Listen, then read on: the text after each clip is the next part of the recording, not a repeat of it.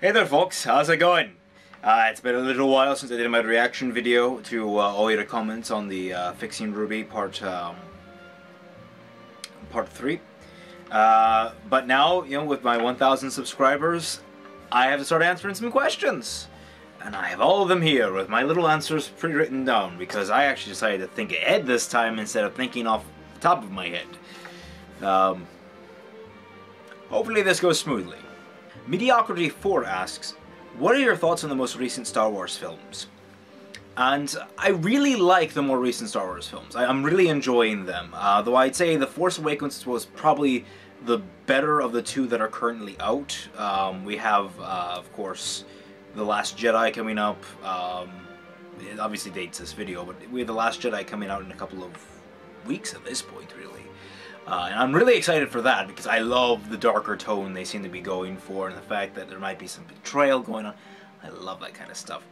Now, I wanted to love Rogue One, but I mean, it had all the pieces there to be the first real Star Wars film, the one that emphasized the war aspect of it instead of the more fantastical aspects of it. And it almost got there. It almost got there, but the fact is that the characters weren't enough to ground it. They weren't enough to really give you that impactful moment when the chips were down. I didn't really feel the threat to these characters. And it wasn't the fact that the threat wasn't imposing, it was the fact that I didn't care enough about these characters, with the exception of the robot, which I'm forgetting his name because I've only seen the movie twice. So it's been a while since I've actually watched it. Last time I saw it was in theaters. So, it's something 2K, I think. And not Y2K, I don't think. And he was the only one I cared about because he was the only one that was really snarky.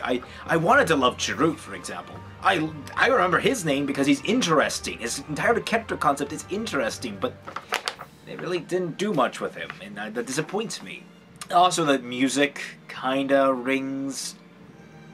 The music wasn't really well done in that film. And I really think that killed it. I think whatever director, whatever composer they had before, they shouldn't have fired him so close to the deadline. It was a mistake. The music could have been way better. If you could time travel, what would you do, and why is it visit the dinosaurs? Of course I would visit the dinosaurs. After first visiting the future so I could bring back lasers, so that we could have a dinosaur laser fight! Oh yeah!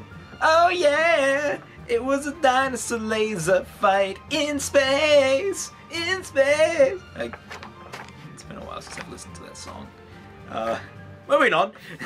Nick Bryant asks, what do you think makes a good rival character? I'm trying to write one myself and can't find the right balance of traits. For me, the most important aspect of rivals is that in some deep, intrinsic way, they mirror each other. And it's from that similarity that they diverge. A good example of this is Bakugo and Deku from Boku no Hero Academia, which I'm going to be talking about a lot more on my channel in the coming weeks, since I've just recently got into it and there's a video that's been commissioned on it. But both Bakugo and Deku, not to, you know, mild spoilers I think for Season 1, both of them were somewhat fans of All Might. I mean, Deku very obviously was a huge fan of it, but so was Bakugo. However, they diverged in how their adoration grew. One was humbled by his own lack of talent and strived to mirror his idol, while the other felt dwarfed by the god among men and felt he needed to challenge. You know, he felt like it was a challenge to his natural talents. That he had relied on for so long, and so he swore to topple All Might. At least that's what I'm getting from Bakugo's backstory. If you want another good example, and it's actually one of the most complex parts of the storyline, is Lelouch and Suzaku from Code Geass. Both want to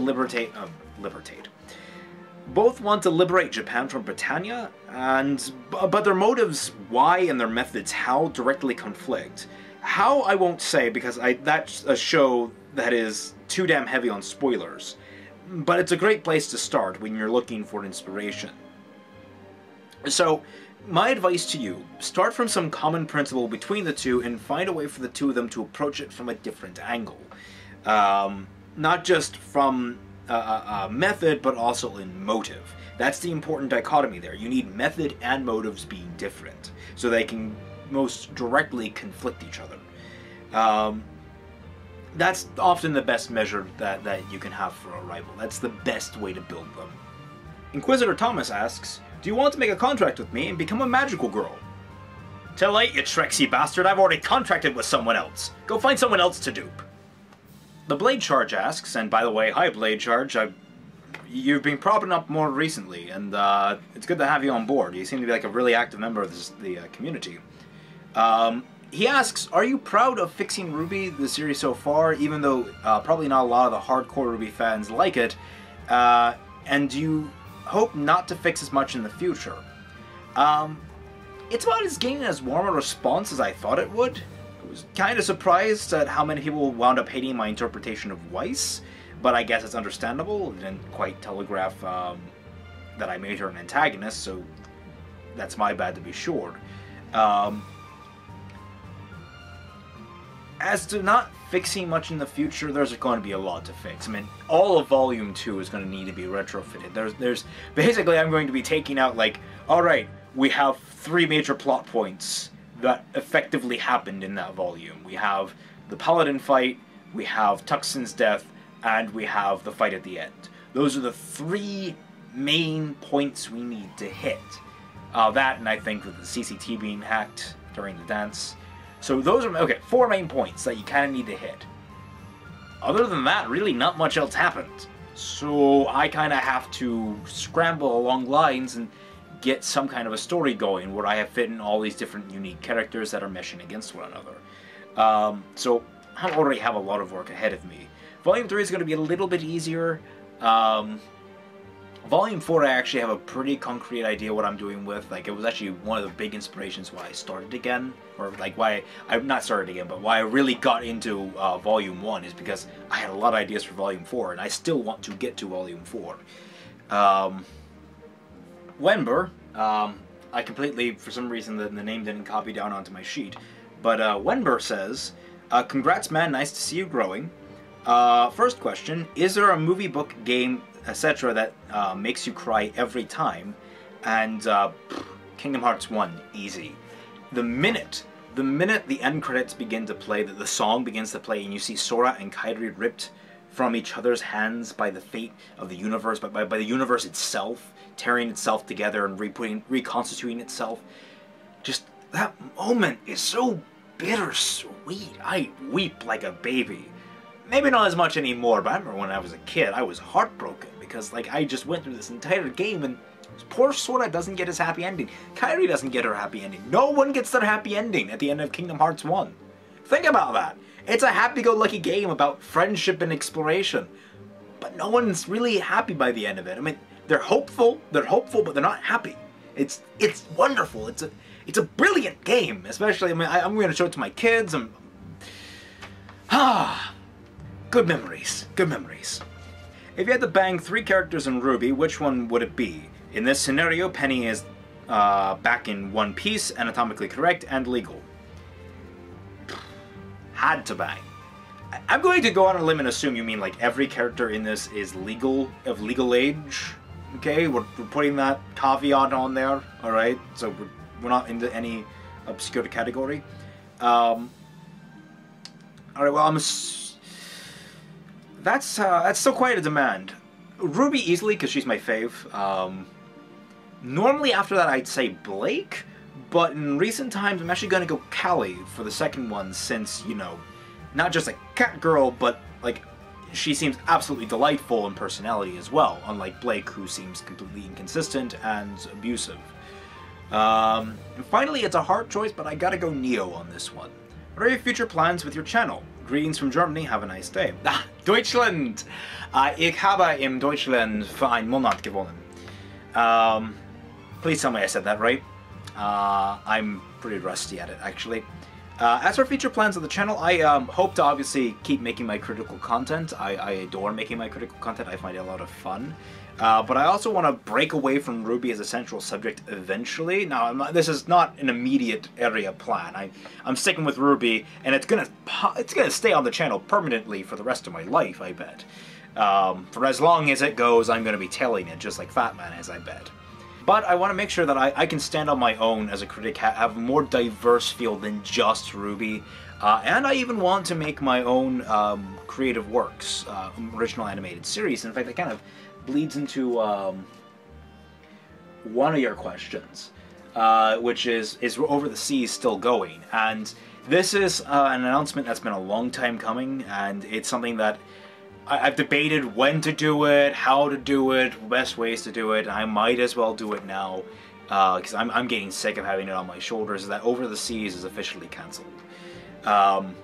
Now, don't get me wrong, there is still an animated project going, but this was a decision that was long ago decided between myself and the creative team. More so on the creative team's aspect. Marcus made the executive decision about switching to a more original series. Because of, he felt that it was holding us back, being tethered to RWBY, and especially initially I was kind of pissed by that decision. I was angry, but I cooled down and I thought about it, and I realized that my reason for being on Over the Seas was a sort of jab at Miles and Carey and all the writing staff over at the original RWBY to show them that we could do better. And I realized it wasn't a healthy mentality to go into with writing a series like that. So I decided to take a step back and say, no, I'm going to be better than that, and I can agree with Marcus's point. And then on top of that, you know, a few months later, I started getting these copyright strikes from Rooster Teeth. I started reading their company guidelines. I started researching more into copyright law, and we wouldn't be safe at all. It would have been way too dangerous to actually manage RWBY Over the Seas in a legal capacity. So it's probably the smartest move that it was officially cancelled. Now, what's going to take its place? It's still being formed. There's a lot going down behind the scenes. A lot of things we're trying to move over. It's just disappointing because we did a lot of work on Over the Seas, and it's kind of hard to see that. And your other question, which was, do you speak German? I'm watching your Phoenix Wright LP at the moment. You do seem to know a lot about German. And yeah, I tried to answer that as best I could with that little spiel there. But ich spreche Deutsch, aber bisschen Deutsch. Es war vielen Jahren.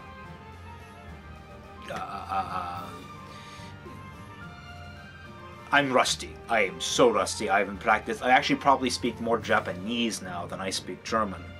I actually just got a Japanese tutor, or sort of an actual person from Japan, a friend from Japan that helps me learn Japanese.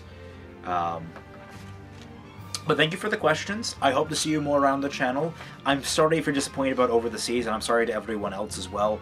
I know that was sort of an original selling point of the channel.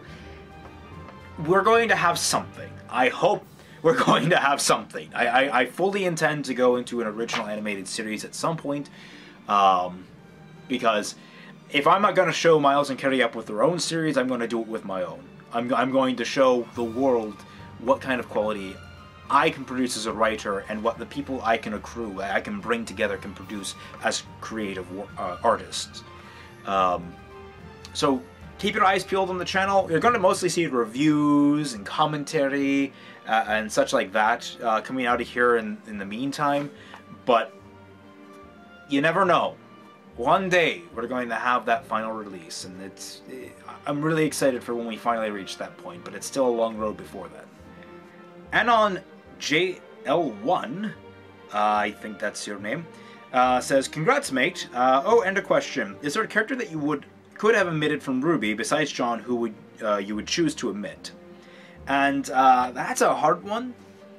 If I'm basing it on the relevance to the plot, Sun, Neptune, all those folks from Haven, but I'm pretty sure that's not going to change because Sun is becoming more prevalent in Volume 4, you know, in 5. But if we're going purely on personal preference, Cinder, I abhor Cinder in the first 3 volumes. She really is just a flat villain, the flattest of villains. I don't care how wide her bust is. She's a flat villain. So I want her gone.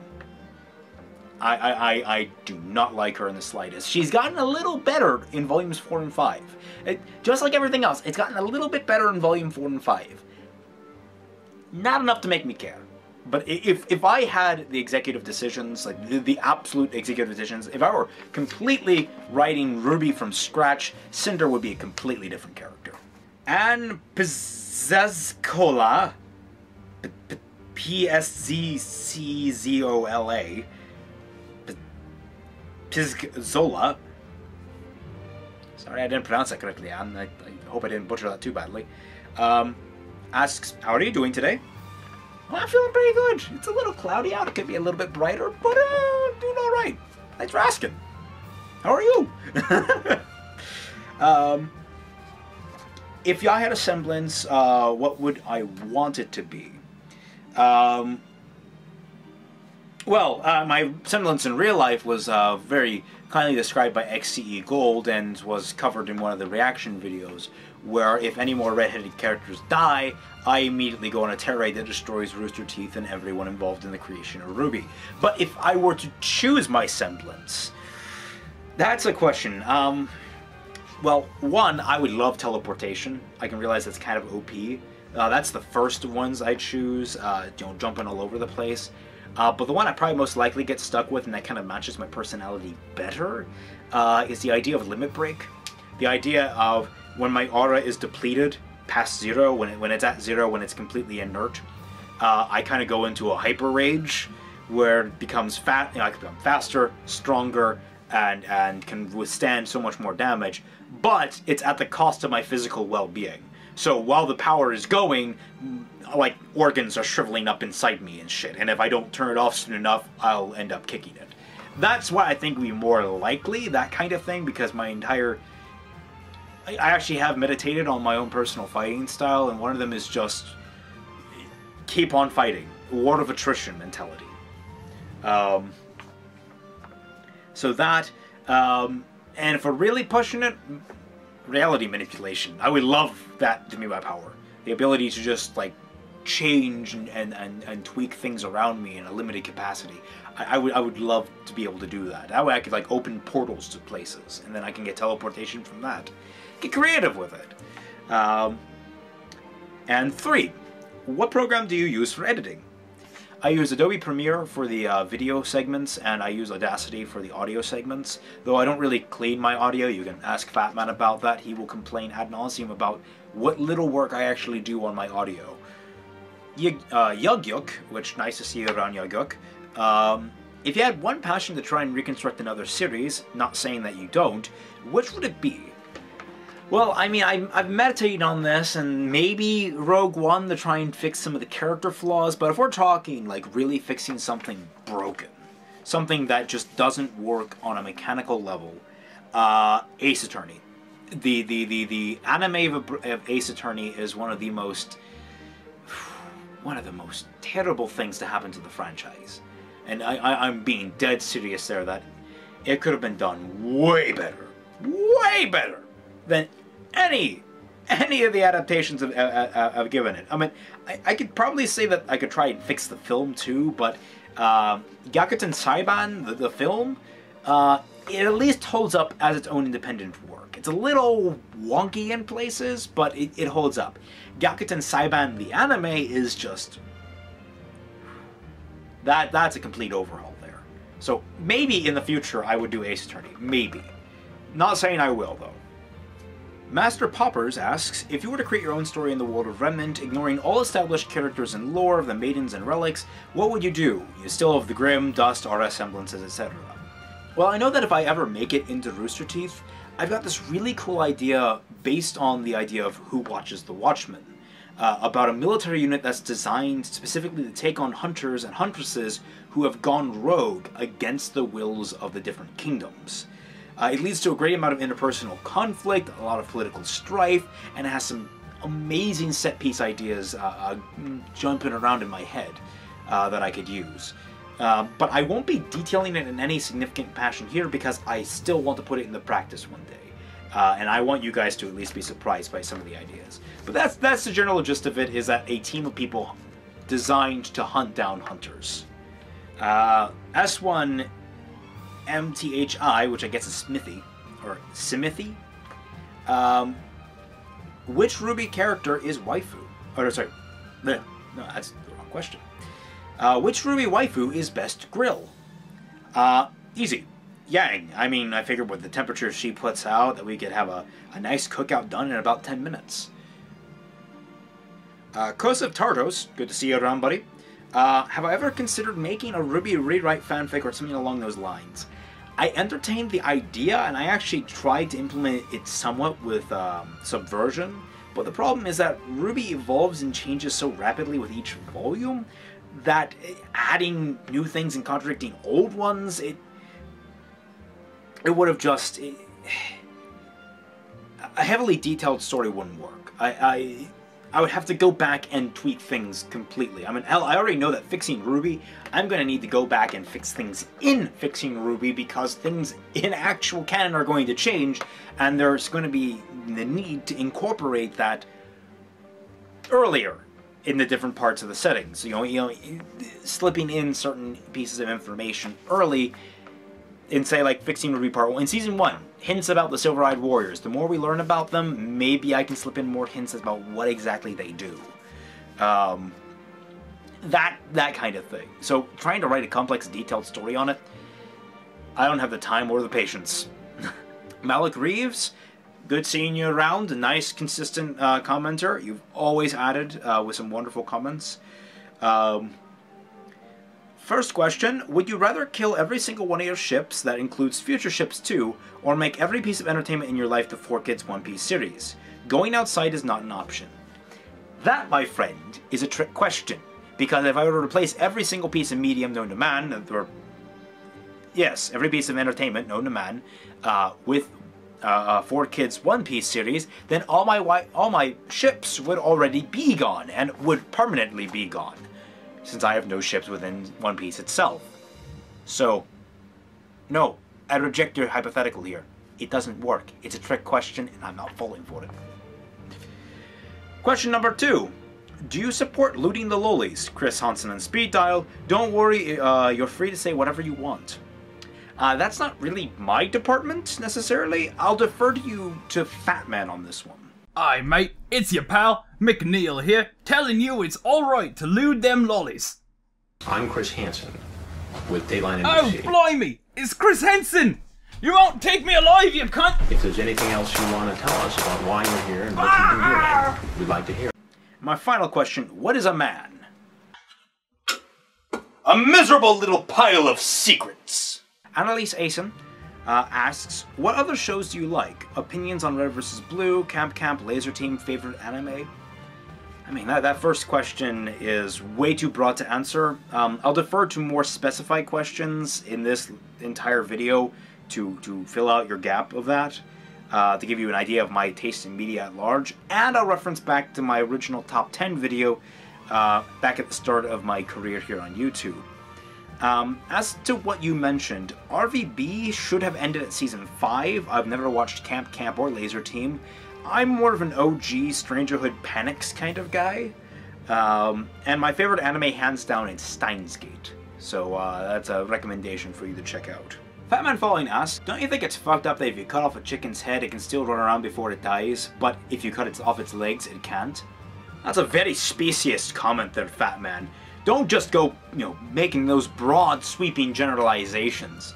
I mean, if the chicken put its heart and soul into things, I know that if it believed in itself to its purest extent, it can do whatever it dreams of. Go on, little chicken, prove him wrong, run to your heart's content, and it's dead. Well, Fleet Admiral A Gigabyte asks, who are the top 3 best RWBY characters in your opinion? What are your top 3 RWBY characters in terms of fighting style? Best 3, RWBY for remaining, well, the most consistent. I won't say completely consistent, of the main cast. Crow for being hilarious, and Ozpid for being Ozpin. I mean, he's really just kind of there. As for fighting style, it really hasn't come into place since Monty passed away. But I love the way RWBY herself originally moved.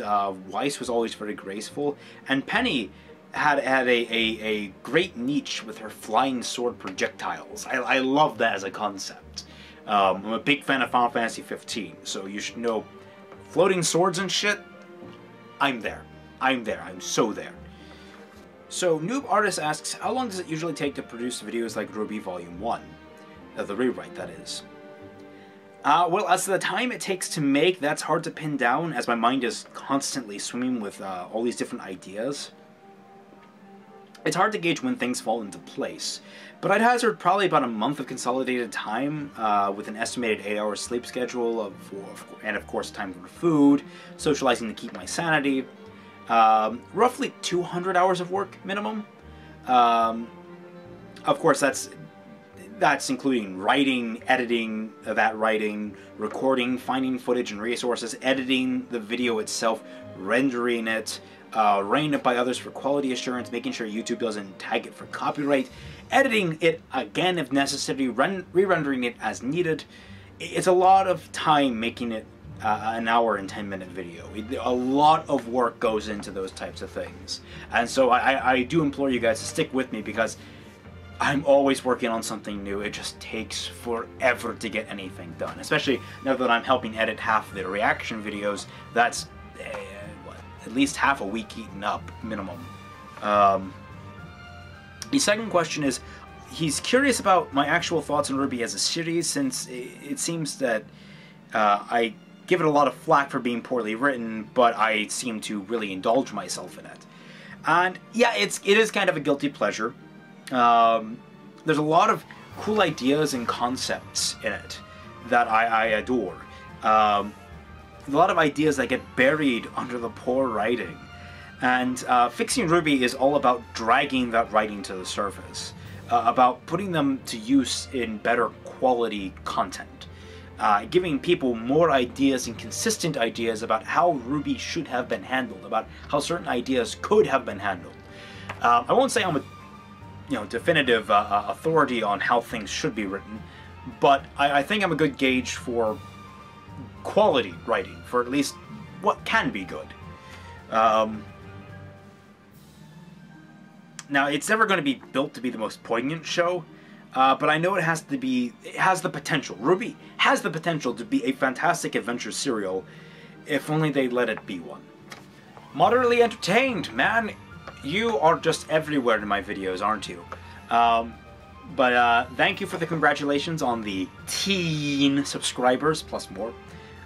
So here are your questions. One, how many parts do you plan to make the Fixing RWBY series? I'll have as many installments as there needs to be. I plan to make it in 3-volume chunks, though, with volumes 1 through 3 making up a trilogy of a completed story, then volume 4 through 6 being another. I think, at least keeping that in mind, I'll be able to craft a coherent narrative without needing to go back and change too much, like I mentioned earlier. Do you think, number 2, do you think Neo will be in Volume 5 as a person who will come around to siding with RWBY and the main cast, or will she come into the show with a killing spree, with RWBY being the main target? My heart says the former, but my mind says the latter. 2, I would love Heroic Neo, but I don't get the feeling that she'll be here this time around much at all. I kind of get the feeling that we're not going to see her for a much longer period yet, because they don't know what to do with her, like the other 50% of the cast they left in Vale. 3, are Traps gay? Yes. 4, when first watching RWBY Volume 1 for the first time, what was your opinion on John? My first impression was that he was supposed to be the generic fantasy protagonist, as RWBY was to be the main protagonist, who was to go the most eccentric adventures. Imagine Kazuma Mitsurugi, generic hero guy from Konosuba, but not a parody. Both with similar beginnings, but the end with completely opposite ends. I never did imagine they'd merge before Volume 4 happened. He seemed like the idiot viewer insert, but became increasingly more annoying as the story went on. I thought Volume 1 would have 24 episodes to it because I wasn't up on any of the important info at the time. Boy, was I disappointed when I learned that he'd eaten up so much of the screen time by himself. I really don't like John, and I learned to really hate John, especially after Volume 2, because they had a second John arc where it wasn't needed, especially after the very public outcry of people not liking the original John arc. What is the percentage progress of the soup? By the time this comes out, probably about 130% or something like that. XCE Gold, excellent to see you around, man. You're asking, I remember my first comment on this channel was finding that fucked up Pura fanfic that you referenced. Good times, good times. For my question, I'll keep it a bit lighthearted. What kind of fanfictions do you favor? I'm a sucker for a good one-off, one-shot romance, unless it's already finished. I don't like reading multi-chapter stories. I've gotten invested into too many stories to just be met with the dreaded hiatus notice at the end. Oh yeah, one-shot or three-shot romances and the like, just something soft to put me to sleep at night with a smile. I love that type of stuff. I do like longer stories, and I've gotten pretty good at telling when they'll make it or not to the end. I've had the pleasures and disappointments from all levels of that risk, though. So I can definitely relate to you there. But mostly romance stories. I am too big of a sappy romantic at heart. Friendly Neighborhood Neocon asks, 1. What subjects did you like in school? Well, English, obviously, but I also enjoyed social studies and history. I was the weakest in math and science, though I did have a teacher that made me really love physics, even if I was crap at it. Oh, and I adore psychology as well. I think those are all great subjects. Number 2, any favorite quotes or mottos? Well, there's the Oppenheimer quote that always haunts me. I am become death, destroyer of worlds. The whole preamble to that speech he gives. Honestly, you don't need an atomic blast to know this man created a world-ending device. It's Oppenheimer put to words one of the most chilling thoughts known to man. Like he put to words the entire concept of genocide, and it's beautiful in its simplicity and just the way it sticks with you. Aside from that, you have a quote from Rurouni Kenshin, if we're talking suddenly in a radically different realm, a fictionalized character, but I'm talking about the nature of swords, which is, a sword is a weapon. The art of swordsmanship is learning how to kill. What Miss Karu says is nothing but sweet and innocent talk. Only those whose hands have never been stained with the blood of man can believe. And that is kind of a principle that goes down to the core of my life. What it is the belief that we can all get along in perfect harmony, that there is a such thing as perfect peace. I don't believe that. I don't believe that there is such thing as attainable perfect peace. I don't believe there's attainable perfect reality out there. It is the fact that it is said by a good guy with a sword, that helps me inform the fact that violence and danger and risk, that all the evils of the world can serve a purpose. They can be directed towards doing something good. How? I can't quite eloquate. It depends in the circumstance and the purpose itself. But it helps me consider my own gauge of morality, my own gauge of where I stand in the world. It's a quote that makes me think. And I might seem rambling here, and I probably do, because whenever I hear it, I start thinking in just so many different levels. Even if the quote might not be that deep to you, it's that deep to me. The guy with the internets, always good to see you around, buddy, and it's odd to see you with a short comment here. What is your preferred genre to write for? Like action novels, horror radio shows, is it a radio show without the radio, romantic screenplays, etc.? Easy. Science fiction and science fantasy are my bread and butter. With an angle on thriller, action, and romance dashed in, I'd love to helm a movie series with the same feel and tone as the original Pirates of the Caribbean, but with a science fiction setting. I think that's kind of what I want to go for in my kind of bulk development of work. That kind of more swashbuckling feel to things with a science fiction edge. But, you know, that's the bulk of my work I want to be, not necessarily the specifics. And there's something outside that had rusty brakes. I think it's a school bus. It is a school bus.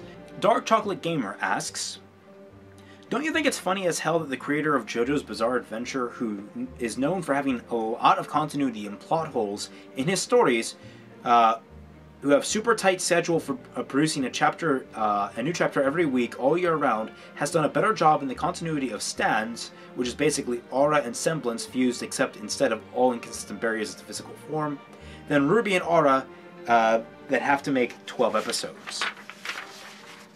I think I get what you're getting at. Isn't it impressive that a guy who makes a series every week is more consistent than a series that comes out only in bulk every year? I guess. Honestly, I've not seen any of JoJo's Bizarre Adventure beyond the memes and horrifyingly omnipresent fandom, so I can't attest to its quality. But the fact that it's endured with such vehemence and it's, in fact, invites this over-the-top crazy tone, I can only assume that the writer is either crazy or knows what the hell he's doing. RWBY used to feel that way with Monty at the helm, and I mean the words used to. Moro's Potato, one of my oldest commenters and one of my oldest patrons, it's good to see you, man. It's good to have you here, and I thank you for sticking with me, and I hope you'll stick with me in the future. But you're asking, which RWBY character do you hate the most, and why is it John? John is the by-the-books definition of Mary Sue, so of course I'm going to hate him the most. He succeeds where he hasn't earned it and earns adoration where it's not warranted. I especially hate that the kind of fan it attracts from the fandom. You know the ones. They buy an unhealthy amount of body pillow covers, shower infrequently, and sound like they have 2 planks of wood permanently attached to their 2 front teeth. Now I joke, obviously. But no, John does, I think, when I say it brings an unhealthy kind of mentality to the fandom, he is a self-insert character. And he's sort of like the Kirito effect. I really don't like Kirito in the original SAO. I like him in the Abridged, because in the Abridged he's an actual character, but bland, generic character that, oh, he's goofy and clumsy, but he does the right thing in the end. I hate that trope. I hate that trope. If you don't build on that trope properly, I'm going to hate you for it. And I hate John so much for it. And I hate the writers for putting him in that position. I wish he could have been a much stronger character, and I'm hoping I can fix that in fixing RWBY. Number 2.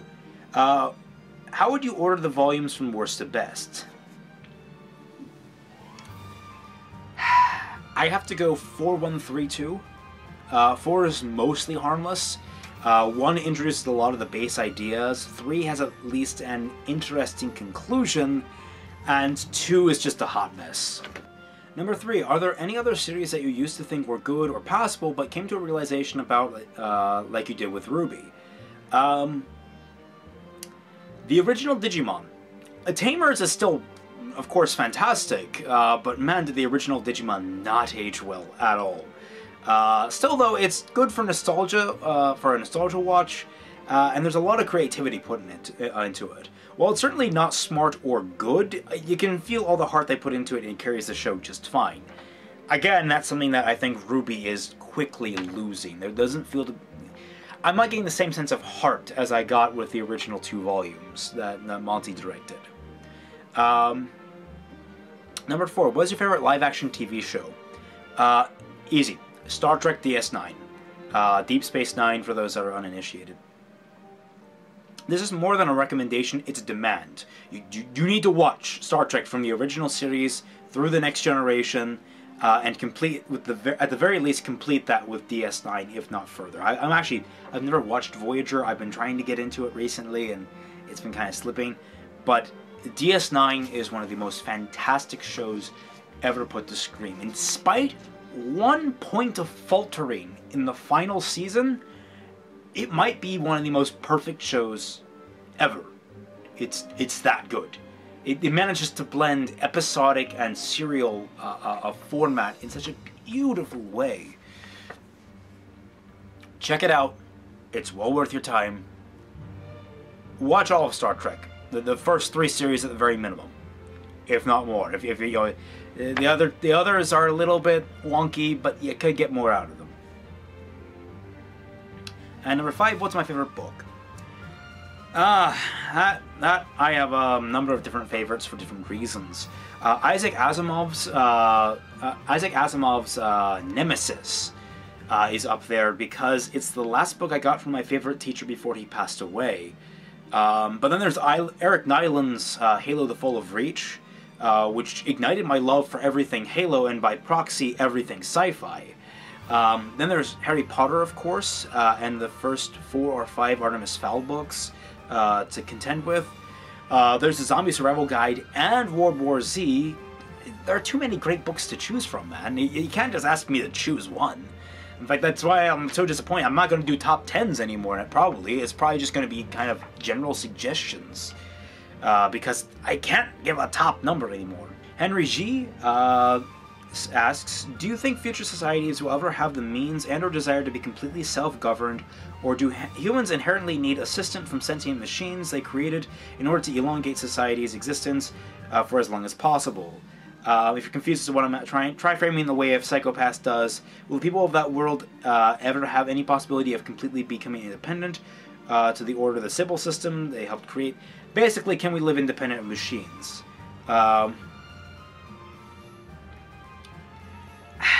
That is a deep and troubling thought. I think we might reach that point one day where we can ascend beyond needing machine assistance. But how long it takes us to get there, let's just say that it's not something I think you or I will have to worry about in our lifetime, sadly. KG asks, how good do you think Madoka Magica is out of 10? Really, you're asking that. Have you seen any of the content on my channel? It's 11 out of 10 easy. It's a borderline perfect as far as audiovisual storytelling goes. I mean, I don't think I have a single complaint against it, really. I mean, you can make argument about Rebellion, but I'm talking about the core series itself is an 11 out of 10 for me. It's one of the most... It probably is the most perfectly well-written, intricately laid storylines I've ever watched. Juan Manuel asks, you guys should check out Cake's analysis videos on RWBY's animation. And actually, Max Lampe introduced us to Cake's work. I'm a big fan, honestly, and I'm actually been trying to look for a way to get him into our little RWBY powwow that's been going on recently with me, Fatman, Tom, and Brit. Jack in the Box Gaming asks, aside from rewriting the whole thing, are there any other stylistic changes you'd like to make to RWBY, such as getting some other people to write parts of the score? And in that case, who would be your dream picks? Honestly, you know that effect they did to make RWBY's model edgeless in the Red trailer, right before she starts kicking grim ass? I was wondering what the whole show would be like if, without the black outline. If we went for kind of a very visually striking pastel version of the show. I don't know how well it would come out, but I would be intrigued to see the results. As for music, getting someone like Theophany or Samo Studios in there who would do some musical work would be brilliant, but I feel like they'd be wasting their talents. I really hope they get into to score much bigger projects in the future, because those guys, they deserve it. Angel of Death 20 asks, and I think Angel of Death, you're a recurring one, I think. A lot of you are probably recurring ones that I'm just not recognizing because there's a lot of recurring commenters, and I love all of you. I just wish I could memorize you guys much better. Angel of Death 20 asks, if you were a huntsman, what would your weapon and semblance be? Dual katars or manpulls, which are punching weapons with, and I would have them built in with bucklers, so that my forearm becomes basically a shield. My forearms would be shielded, so I would have a nice punching, slashing dynamic going on, while also being able to block and parry with my entire forearm. That seems like the most efficient weapon design to me. Now, there's more to it, but I might be using the idea in a future setting, so I'll refrain from giving you everything on that. As for semblance, I've already mentioned earlier, teleportation, limit break, world manipulation. Those are the 3 big ones on my list. I don't know which one I'd ultimately settle on or which one I would ultimately be stuck with, depending on my personality in a RWBY setting. Metal Dragon, this one I know for sure you're a recurring commenter. Good to see you. So, his first question is, what is the most well-written crossover fanfic you've read? And I misinterpreted this. Best written fanfic was Resonance Day by Taker Fox. It beautifully expands upon the Madoka Magica lore, remains almost 100% canon compliant, and involves a very natural, gradual, logical build towards a certain relationship that I can't help but compliment it to the highest degree. So, if you're a fan of Madoka Magica, I highly recommend looking up Resonance Days. It is a fantastic fanfiction. You will not be disappointed. But getting to the actual question about crossover fanfictions, have you ever heard of Kingdom Hearts? No, I'm kidding. Kingdom Hearts is not really a fanfiction. It's an actual game series, and it's fantastic. In all seriousness, no. The best written crossover fanfic that I can remember finding was called Shin Madoka Tensei Persona Magica. I'm very prolific in the Madoka Magica fanfiction community, so it's very obvious that it's going to be a Madoka Magica fanfiction that this is. But it's a crossover between Madoka and Persona, and I adore it.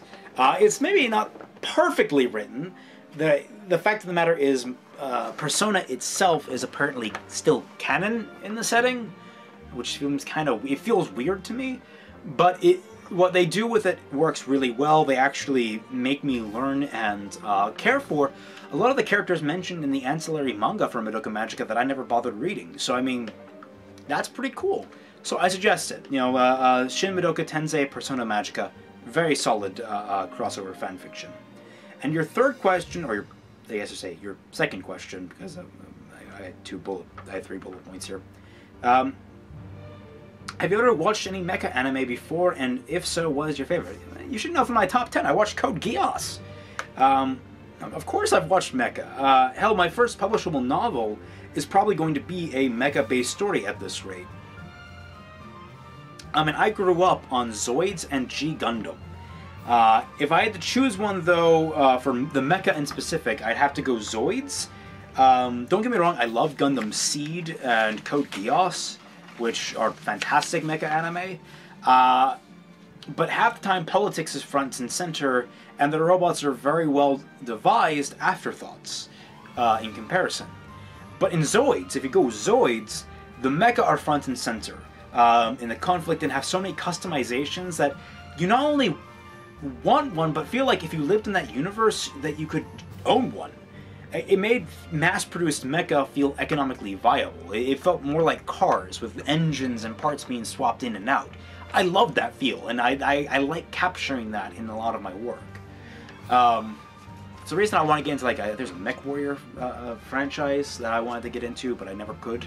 I can't remember what the title is. It probably is MechWarrior. Yokan, another, I've seen you recently at the very least. Asks, favorite works of fiction from at least 3 different mediums of storytelling. Kingdom Hearts, Stargate SG-1, and Unbreakable. Just to name 3. What is RWBY's biggest wasted/missed opportunity?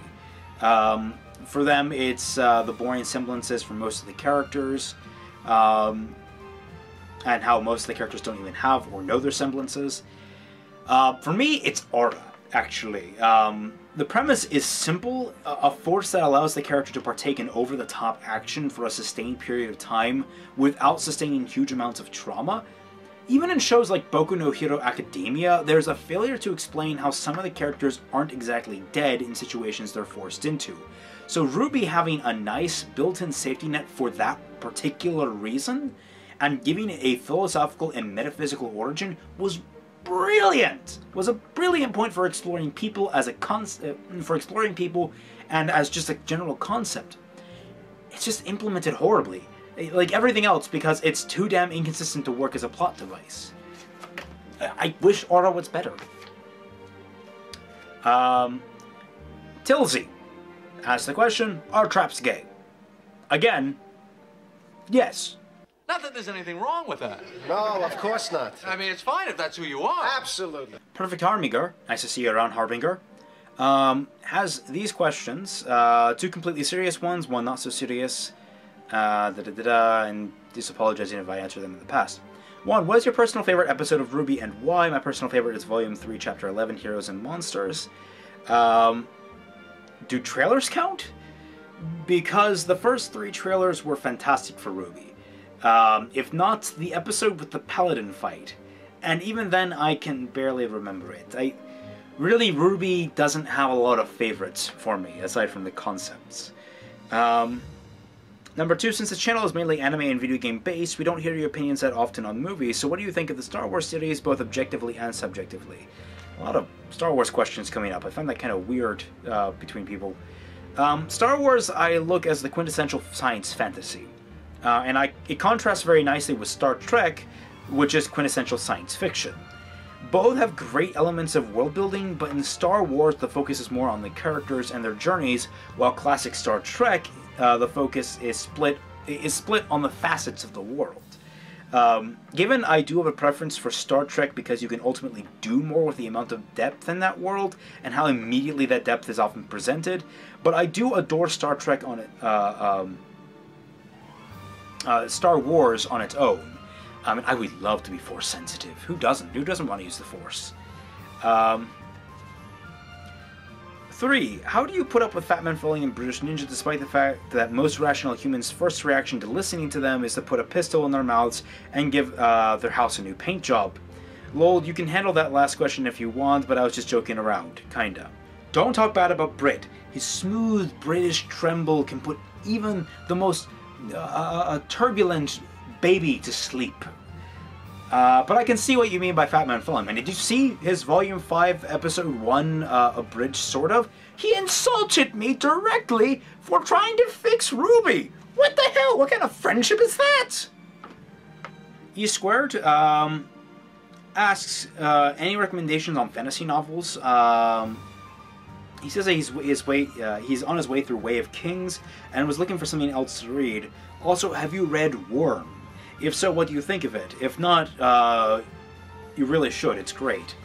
There's a lot of novels out there, and to be honest, I'm sorry to say this, but tying back in with the Star Wars stuff, fantasy really isn't my genre. At least hardcore fantasy or general fantasy.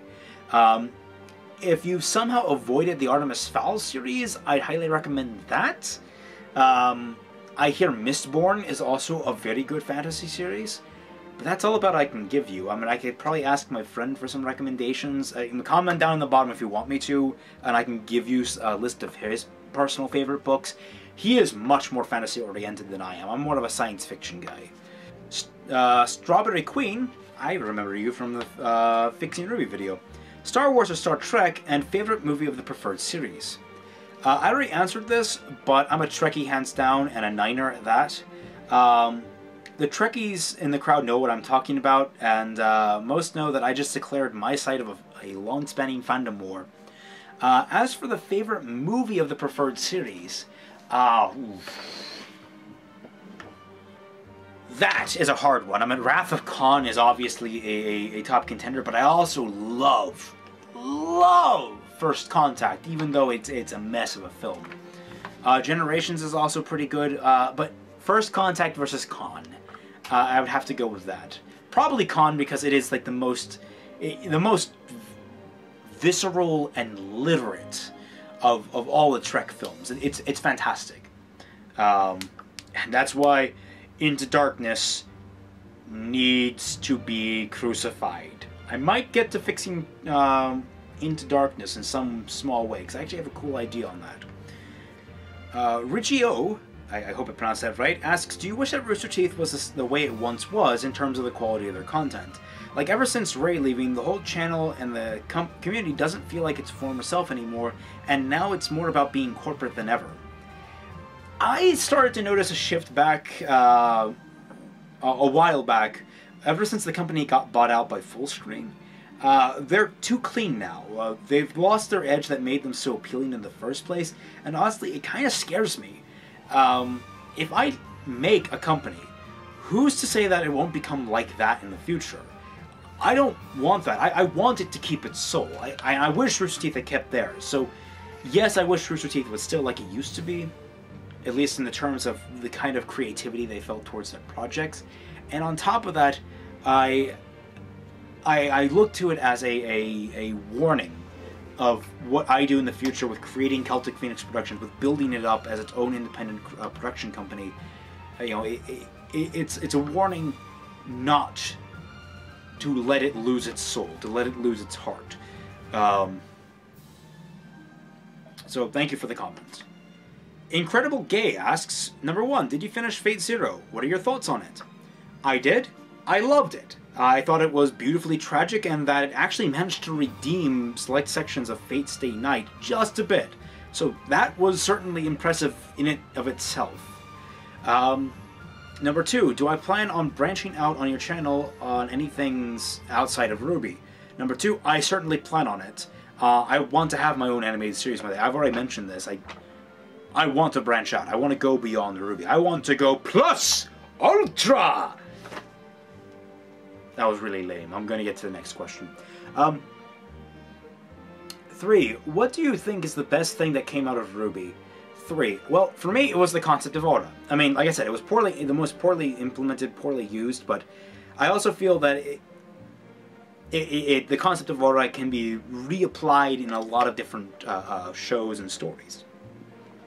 But on top of that, I also say the artists and writers that crawled out of the woodwork initially to fill out the fandom, they're the people that motivated me to open up about my criticism of the show to try and help keep RWBY afloat.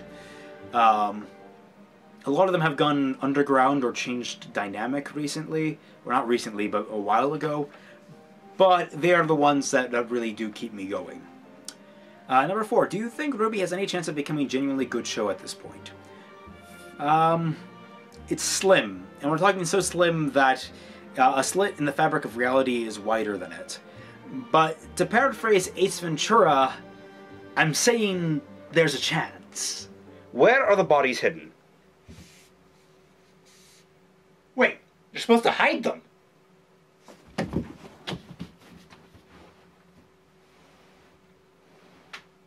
Base Chad the Real One asks, who is Top MILF? And which RWBY ship is worst of them all? Top MILF is... Do you really have to ask? It's Callie. Doi. But as for the worst ship, oof. Zwei and anyone that they could possibly pair him with. That's a thing. A painful, painful thing. And I wish it would die. William Wismer asks, would you rather have numerous modest successes enjoyed by only a few, or a single runaway smash hit that reaches a wide audience but you're never able to replicate? Also, and I apologize if this has been answered elsewhere, are we going to see more of Black Book soon, or has that been put on the back burner? Damn it, well, you're making me getting frickin' existential here, but ultimately I think a lot of small successes enjoyed by a few. Because I think I would rather be known as a niche artist on the lines of, say, what was it? Wes Anderson and Hideo Kojima, although Hideo Kojima is a little more widespread than that, I think. I'd much rather be known for small successes that are consistently good than one big success and then after that I pull a Shyamalan and just tank. As for Black Book, Black Book is only on delay as long as the actors are. We have had a huge issue with getting lines in from certain actors and actresses. In fact, one I had to drop and get replaced with a new actress. We have everything in now, but I'm not so sure how soon it's going to be up. I'm hoping by the end of November, but I'm not 100% sure. I'm really frustrated that we missed Halloween. Toast Ghost 2.0 asks, am I a fan of roller coasters? If so, what is your favorite? I'm not really a roller coaster fan. I like high speeds, I like going high speed, but I hate hills. I abhor hills. So the one ride that I really adore is at Kings Island. It used to go by the name The Italian Job, though it's changed since Paramount doesn't own the park anymore.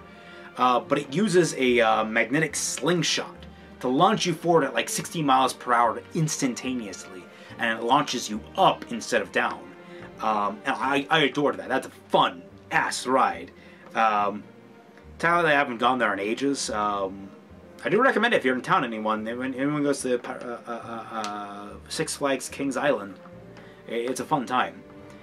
Mr. Blank 42 asks, seeing as your stories got me into the ship when I used to watch RWBY, my question is, why Cardin and Velvet?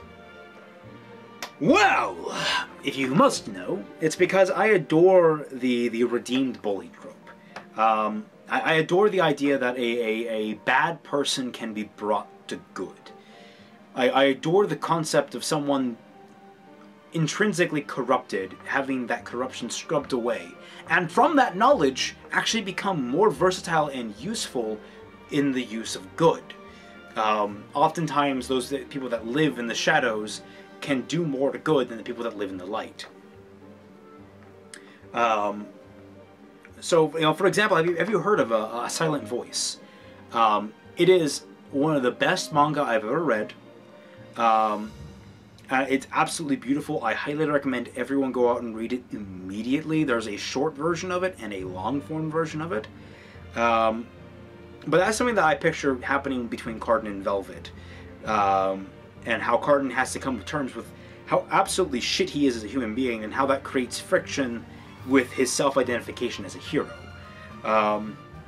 There will be more of that in Fixing RWBY, of course, but that's the rough gist of it.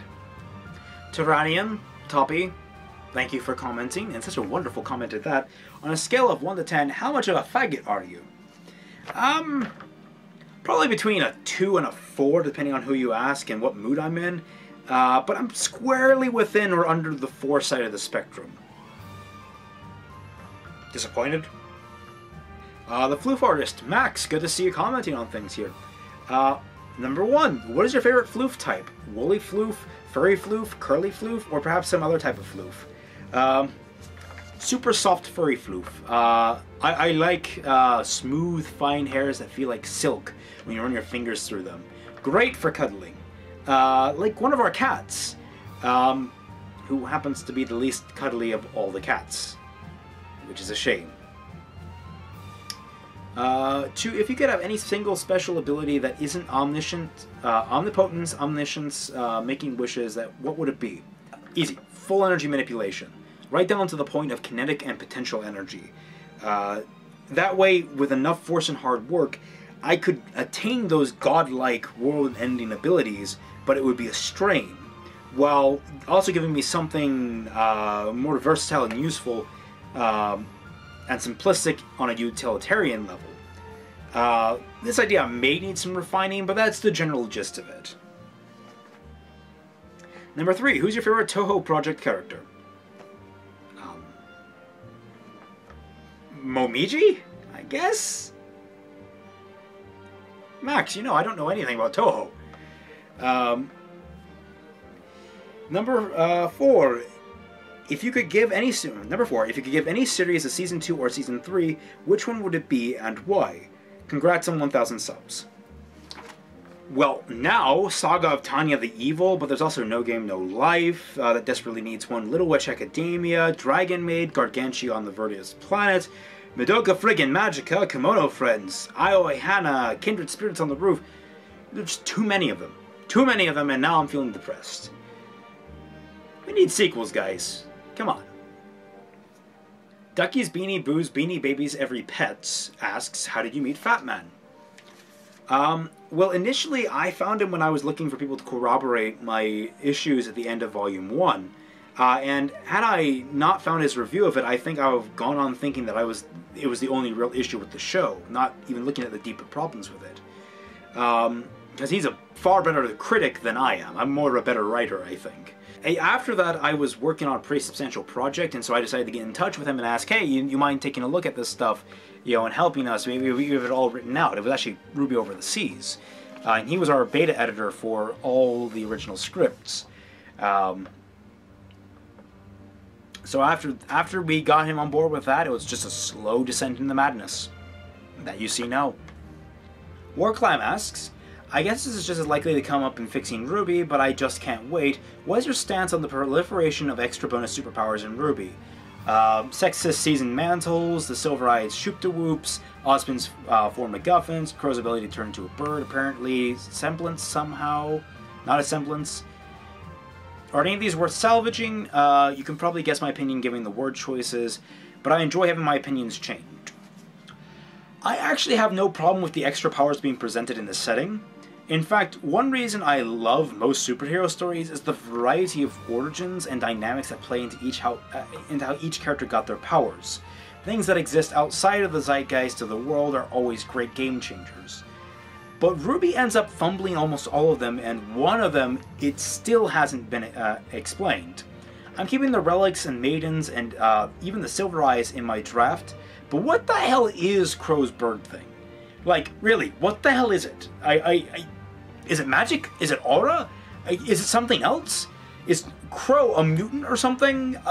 So in short, I don't mind them, and I think if handled correctly, they could serve to bring a fair amount of weight to the setting.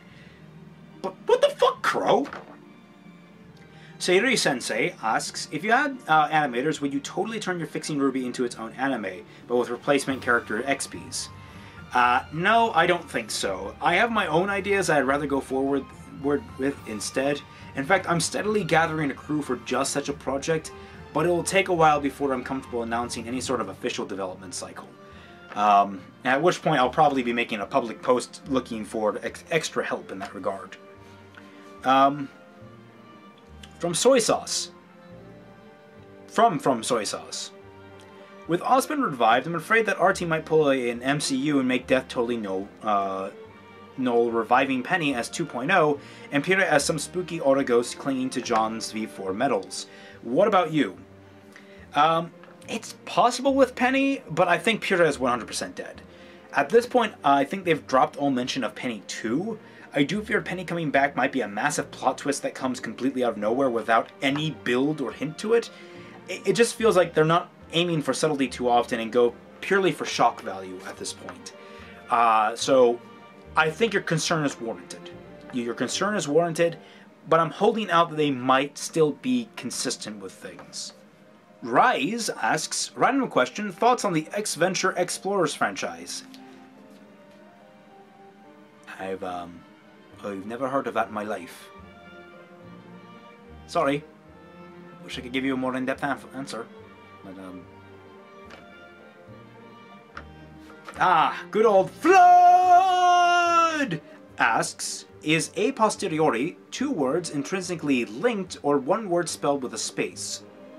If I had to say, it's a phrase that is treated as a word, so the former, 2 words treated as 1. Foreign and ancient languages have a habit of bucking traditional grammatical trends. FamtanFalling, again. Fuck, marry, kill, Neo, Cinder, Emerald. Fuck Emerald, marry Neo, kill Cinder. Emerald Greens asks, what the fuck is your job? I push wheelchairs at the airport. It's a very physical job, and sometimes you have to deal with some rather unorthodox situations, but I enjoy it as far as I could any job. The drive, though, is just so damn far, and there's been some political shakeups, office politics that have shaken things up, so I'm not eager to really stay on too much longer. I'm hoping that I can take off enough on YouTube that I can warrant not having to actually drive into work, so I can actually work more on videos and such. Edgar Balderas asks, if RWBY had a different weapon, what would it be? Honestly, I've got no clue, because her semblance and her entire skill set is based around the scythe. Like, Crescent Rose is intrinsic to RWBY as a character, so I don't know, maybe a spear or something? It just seems like you'd be taking away one of the things that make her unique. Mega Fighter 3 asks, if you had to choose one character from RWBY to remove from the series entirely, as in they were never even a concept for the show, who would it be, and why do you hate Jean that much? Cinder, probably. Though I think it's more her execution that I hate. Probably Salem, actually. I typically like more human villains, or absolutely monstrous villains, and in between feels kind of cheap. Jean is a Mary Sue, and a blatant one at that. It's almost painful to see him develop over RWBY herself. Have you ever read Encore? Nope, never heard of it. Do you ever wonder why we're here? Why is my house suddenly in the middle of a box canyon? Noah Wiley had quite a few questions to ask. One, what do you know about Danganronpa? Danganronpa, I hate that name. I've looked into it honestly, but not a fan. Phoenix Wright is more my speed, the characters are already plenty wacky, but there's a sense of groundedness to the franchise that I never got with Danganronpa. Especially with that frickin' title. Number 2, what do you think of Rooster Teeth itself? I think Rooster Teeth has grown a little beyond itself and is starting to stumble under its own weight. I'm afraid that if they don't right themselves soon, the only people who will still follow it will be a toxic crowd high on nostalgia for old classics. 3, have you ever played Gears of War? I have. I wasn't a fan. The first one actually managed to scare me with its nighttime segments, but I really didn't enjoy the feel of the combat or any of its characters. 4. Have you ever watched the Blood franchise? If not, here's a list to look at. Blood, The Last Vampire, blah, blah, blah, all the Blood shows. 4. No, I think I've at least heard of it, but that's the long and short of it. 5. Have you ever been to Washington, D.C.? It was a pretty nice place to visit. I've been to Washington, D.C. about 3 or 4 times. No, 2 or 3 times. Though it was a very long time ago. Like, the last time was back when I was in 8th grade, I think. Which, oh god, how long ago was that? What was I in 5th grade? 13? That was 11 years ago. Honestly, I'm not a big fan of Washington, D.C. It's, I mean, you'll never find a bigger hive of scum and villainy. He then follows that up with extra questions. 1, have you watched When They Cry? As in Higurashi, I imagine. And I tried watching it, but I couldn't get through it, at least not alone. I do remember the abridged being hilarious. I might still want to watch through it with FamtanFalling, or if anyone else wants to join me on that. Number 2, how do you feel about the Avengers franchise? I love it, but I'm starting to get the feeling that too much of the success of the Guardians of the Galaxy is bleeding into the tones of the films. I'm all for things being happy and over the top, but I think they're starting to forget that these memorable characters are built on their own gravitas. And the only one that seems to have consistently maintained his own gravitas is Captain America. You could argue maybe Iron Man 2, but it's mostly just Cap that seems to be grounded in reality these days. 3, do I have any pets? We have 3 cats in the house, Jax, Artemis, and Slugger, Jax being the family cat, Artemis being my cat, and Slugger being my sister's cat.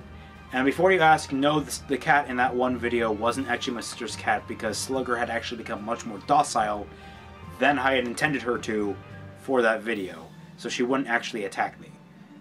The other cat would, that was a friend's cat. Number 4, are you planning on making any other review videos? Oh, hell yes! I've just been stretching thin because I have a lot of things going on at once. I have a lot of different things to talk about, believe me, you can't get me to shut up sometimes. 5, have you watched Ghost in the Shell franchise at all? You know, just the other day, maybe a few weeks ago, I sat down and watched the original Ghost in the Shell with my family. I thought it was awesome, a little heavy-handed on its tones, but it really deserves a good live-action adaptation. I haven't seen the actual adaptation at this point, but I knew from the trailers that it wasn't going to be a faithful interpretation, so I'm not surprised it got as critically lambasted as it did. Sentai Forever asks, will you do any more important with minor characters in fixing RWBY like Dove or Sky or Junior? Will Grim, Eclipse, or Dr. Merlot have any place in your rewritten lore? I won't dive into the extra characters per se, not in specific at least. Like, Team Cardinal is there mostly to support Cardinal growing as Cardin himself growing as a character. But the other characters, probably not, unless they're needed for a specific storyline purpose, like Melanie or Militia. Natasha, I don't know her name. Those other side characters, I'm trying to cut the fat, trim the fat from the show just a little bit with my interpretations. As for Dr. Merlot, no, Grim Eclipse, no, it's not, no. What is the writing process for your Fixing RWBY series? I'm just asking because you showed that whiteboard with a load of notes on it. That's an excellent question, and honestly, this first got its major use during fixing RWBY Volume 1. Since before that I could just do everything via a script, but this was actually the first time I needed to sit down and strategically timeline out where every single character was in every single episode. And it was basically great quick reference to be able to look over and see all my notes. In fact, what you saw in the Fixing RWBY Volume 1 video was only episodes 7 through 20. Episodes 1 through 6 I was able to crack out pretty well. But as to my general process from now going forward, I sit down and open a Word document, and then I load up Fatman's videos, using them as a nice resource guide to see where each installment of RWBY managed to fail, and what issues I need to address, in order to make it both more engaging and logically sound. Then, after the blind rage from realizing how terribly written the show is has worn off, I sit down and begin writing chronologically the events of the volume that I'm detailing. There will be spurts where I jump ahead, as I often have ideas for later, and once I finish crying after realizing the futility of my task, I'll sit down and map out the rest of the volume's character developments and actions out on my whiteboard. From there, I use it as a springboard to compose my thoughts and works tirelessly to map out exactly what happens. After that, it's just some editing, having Fatman look it over, giving it one more run through, and then I head off to record it all. So yeah, that's about the gist of it. Well, look at that. I was editing the video together and then I realized I didn't film an outro. I'm brilliant! I also realized I was looking down at the script a lot, so I was hoping that none of you were off-put by that. I wrote out a lot of my answers beforehand just because I didn't want to be standing here stuttering for 2 hours on end trying to eloquate my thoughts. So I actually pre-wrote just about every single answer I gave, and so I hope you guys don't mind me looking down at the page that much. I know it could be off-putting. But just know that those answers are from the heart, and it's just me trying to best word them, best phrase them for you guys, for your convenience, effectively. But that said, I would like to thank everyone who's watching, and everyone who has subscribed, and everyone who will subscribe. It's just amazing how far I have come in such a long period of time. And I couldn't be here without you guys. I think I've said that before. I probably will never stop saying that. I appreciate each and every one of you. We might disagree on things, we might challenge each other on certain ideas and beliefs. We might, you know, never see eye to eye ever in our lives, but the fact of the matter is, this is a community. It's a family of our own, and I want it to keep growing. I want everyone to feel safe here. I want everyone to feel like they're together.